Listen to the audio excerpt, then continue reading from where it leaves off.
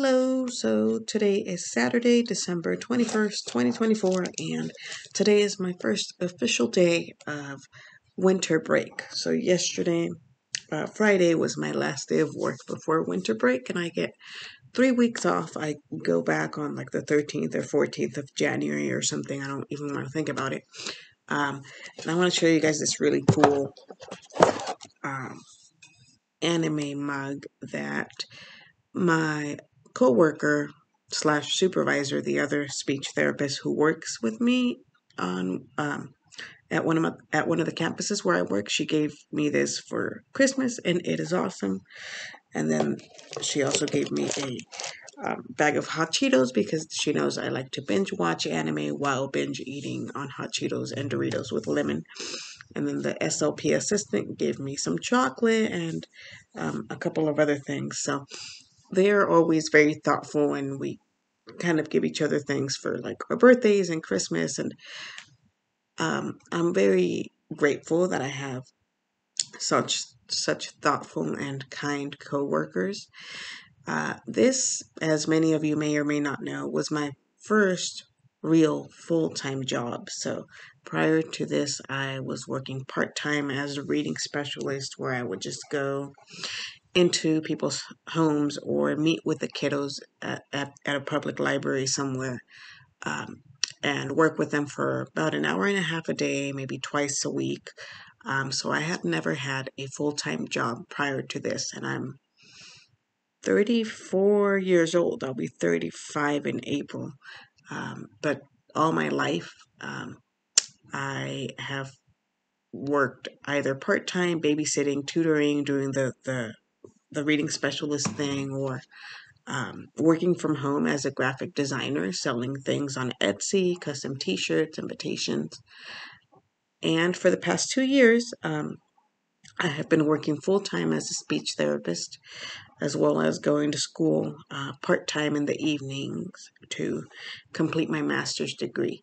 And one of the things that my therapist just keeps reminding me to do is to try to have some compassion for myself when I feel like I'm failing at my job because I'm behind on paperwork, because I work at 2 different school sites. And if you know anything about being an SLP or being a teacher or anything related to the teaching or therapy professions, is that in the schools is that the paperwork is endless.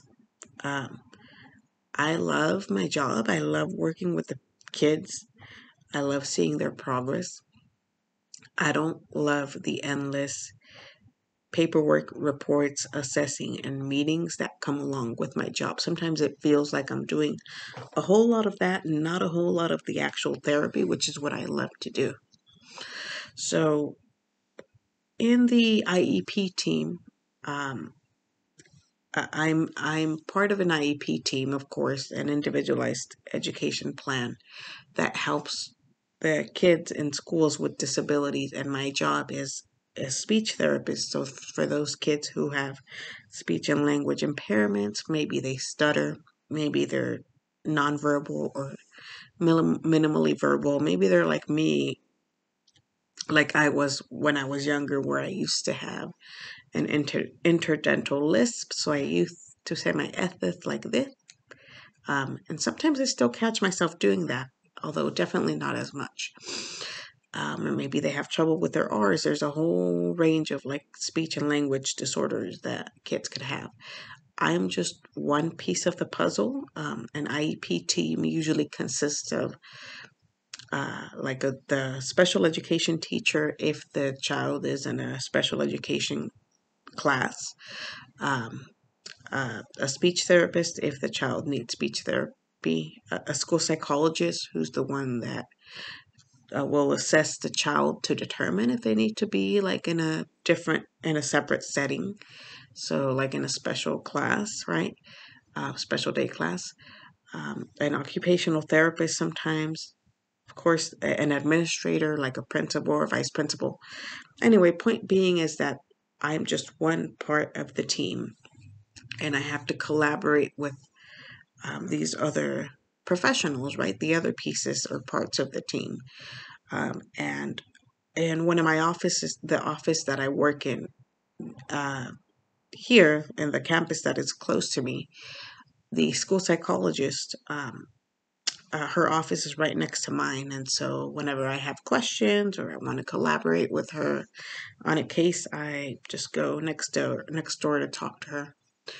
And last week, after one of our IEP meeting days, these are days that are set up where we have meetings back to back to back. And that day, I think I had 3 or 4 meetings in a row, starting at 7:30, ending around like 1 or 1:30 around there. And it was just really bad because IEP meetings are not my favorite. By the time I was done, I had a massive headache, and the meeting ended, and the parents left, and the rest of the team left, and she and I were left in the conference room. We were just packing our things, getting ready to move on to the next thing. And I said, it's just so much. I am behind on paper. I feel like I'm perpetually behind on paperwork and I don't know what to do. I feel like I'm failing at my job. I went to like 2 IEP meetings that day where I didn't have the assessment report ready for the parents. And typically it's not supposed to be that way. Typically we get like 2 months to assess a child, complete the assessment, score the assessment, and then we have to write out this really long report, which is typically 10 to 16 pages long, depending on how many different areas I assessed the child in. And I've just had so many assessments this year and so many new cases thrown my way that I barely have time to assess the kids. And then the IEP meeting rolls around and I realize I either haven't started on the report or I haven't had a chance to finish it. And that's not the way it's supposed to be.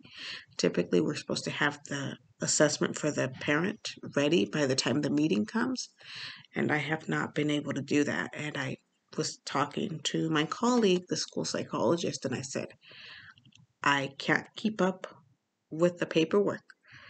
And I feel like I'm failing at my job. And she just kind of looked at me and she said, it's normal. You're normal. Like she said, I've been at this job for over 5 years and I'm just now she said almost 5 years, and I'm just now starting to develop a system where I can prioritize what I need to do first and kind of get my ducks in a row. And I still struggle. So you just need to find a system that works for you. But I mean, everybody is just feeling overwhelmed. And I felt really validated when she said that because I tend to be my own worst critic. I tend to forget that I've only been at this for 2 years, that I'm still a student. I haven't even finished my master's program yet, where they're supposed to teach me everything that they can teach me about communication disorders and how to treat children with these speech and language impairments, that I'm trying to juggle, like, working full time, working on my master's degree, being a mom, and all these other things, while dealing with anxiety and depression and cerebral palsy and ADHD and a million different things. And I think I just felt really validated to know that I'm not alone and that a lot of people struggle. And I just wanted to kind of come on here and say that. And I also wanted to say that yesterday we had a meeting with the SPED team, so the special education team.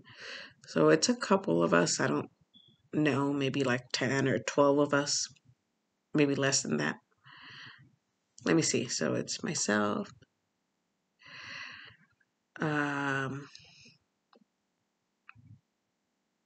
Yeah. So we'll say maybe 10 of us. So the special education director was leading the meeting, and the plan is that sometime in February, we are going to have a parent conference where we're going to invite all the parents who have a child who is receiving some sort of special education services, whether that be speech or maybe they're in a special day class or what have you. And we are going to set up like stations in the conference room with like the different services that we provide, answer any questions that they have. Um, and so the SPED director was in the meeting and he's like, well, I want to hear from you guys. What do you think? How can we go about like introducing ourselves to the parents and getting to know them on a more I don't know, like on a deeper level, I guess, and having them get to know us, or like should we set up booths and stations and open it up for questions? And one of the special education teachers said, I propose that we each make a slide, like we make a PowerPoint presentation with one like short slide talking about ourselves, and we go up to the front and talk about ourselves. And I just like immediately froze because I'm like, I don't want to do that. Like, I have massive anxiety, and public speaking is one of my biggest fears. And I get this thing where I even feel like I start to lose my balance when I'm standing in front of people, in front of a group of people, and trying to talk. And the special ed director said, well, how does that sound to everyone? Is everyone on board? And everybody just said, yeah, okay, that sounds good. And I just kind of said, I'm not a fan of public speaking. I think that was my way of trying to speak up for myself and be like, I'm not comfortable with this, but I'm pretty terrible at self-advocating, which is ironic because it's something that I have to teach my kiddos, like a lot of the time, is how to self-advocate, but I suck at it because I'm really bad at setting boundaries and being able to say no, because that's just the way that I was brought up and it's part of my culture. I'm Mexican, and part of my culture is we never say no when somebody needs help, when somebody asks us to do something, like we go for it. And that's something that I'm kind of trying to work through in therapy, is learning to self-advocate, learning to set boundaries. Anyway, I just kind of said I'm not a big fan of public speaking. And then there was one other teacher, another special education teacher who he's the only one who kind of backed me up, although he just kind of said, yeah, I'm the same way. You can put me in front of kids to work with kids all day, but when it comes to like the parents and being in front of people, like I don't do that. It's kind of what he said, and because the majority of the most of the SPED team, or the special education team, said that they were fine with going up and presenting, whereas I was the only one who kind of objected to it and said, wait, I'm not a fan of that. And that other teacher who kind of backed me up. So I think that we are the minority. And so another teacher, the RSP teacher said, well, why don't we do like a buddy system where we go up in pairs, which I guess is a compromise, but I'm still not comfortable with it. But I didn't really say anything after that, because I felt like I tried to speak up, and the SPED director kind of said, oh, well, like at the end, he said, let's each of us go ahead and make a slide and send it to so and so. So to me, I took that to mean like we're going to do this regardless. But I brought this up with my therapist during my session today, and she said, I'm glad that you spoke up for yourself and kind of advocated for what you felt that you needed. And you're, if this is something you feel strongly about, then you should kind of speak to the SPED director, kind of one-on-one, and let him know how you feel. Like, look, I'm going through all this anxiety, or I'm not really comfortable with this. I'd rather not do it. But I'm really debating, because I know that I tend to push myself to do things that I'm not comfortable with. Like, I pushed myself to take a choir class when I was at community college. I pushed myself to take a piano class where I knew I was going to have to perform in front of people. I kind of push myself past my fears whenever I can, but I don't know if I should this time, or just kind of stick to one thing and just tell the sped director that I'm not going to do it, but like it feels like by telling him that I can't or don't want to do it feels like such a small problem. And I was telling my therapist, it feels like I'm going to be judged, or like he's probably going to think like that I'm such a child, because a lot of times I feel like I'm like a child. Like I feel like I don't act or feel like a full grown adult, like a professional, like so many people around me seem to act more mature than me, I think, and have just more confidence in general. And I feel like the adult thing to do would be to suck it up and be like, yeah, I'm scared, but I'm going to do it anyway. So I don't know. I'm kind of conflicted on that. I mean, technically, it's not part of my job. It's something extra that the sped director is asking us to do. And the whole going up and presenting in front of people wasn't even his idea, it was somebody else's. And everybody else just kind of ran with it. The things that I have to do that are part of my job, like meeting with parents during IEP meetings and talking to them, those kinds of things I do. But this feels like just something extra that was like pushed on me, and I don't know. I really don't know where to go from here. I guess I just kind of have to think about it. Anyway, I am a little bit, I guess, bummed out because I sold my Tesla today. I mentioned in a previous video that I'm going to have to stop working.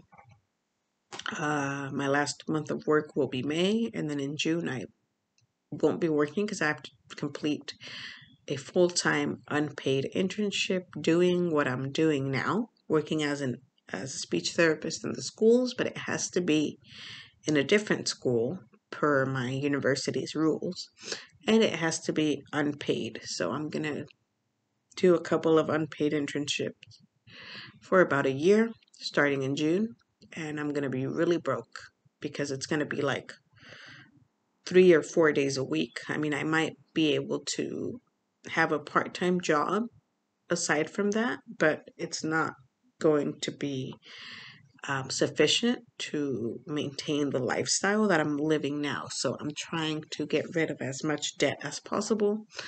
And so I sold my Tesla Model 3, which I bought about 2 years ago, because Tesla has always been my dream car. And I don't even drive. I keep getting, I keep letting my driver's permit expire without actually taking the freaking driving test because I don't feel like I have enough practice driving to actually pass the test.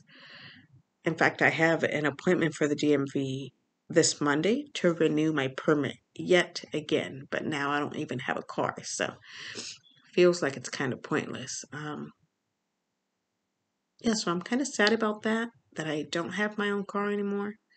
Even if I didn't use it, even if my parents just used it to give me rides to and from work, they're going to be using their own car now.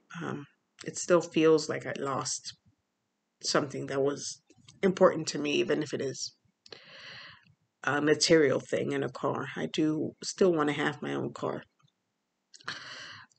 Yeah, so I'm trying to cut down on debt as much as I can before I have to quit my job.